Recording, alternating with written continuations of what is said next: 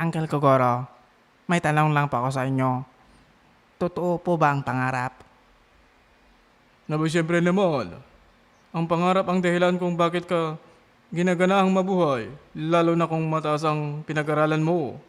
Madami kang pera. Bapo, matanong ko lang sa'yo, ano nga ba ang pangarap mo sa buhay?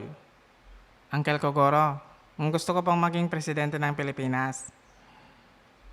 Kung ganoon, ito lang ang mapapayo ko sa'yo. Mangarap ka na lang ng iba.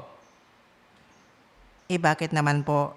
Yun po kasi yung nilagay ko sa Jornalong High School bago mag-graduate. Kung ganon, Uncle Kogoro, ayoko nang mangarap. Kung ganoon, mag-apply ka na lang. Naging isang dishwasher. Kailangan mo lang mag-submit ng NC2 certificate, 2 valid ID, at maghanap ka ng isang malupit na backer. At ikaw ay good to go na. Goods ka na doon. Alam kong natawa ka sa pinanood mo.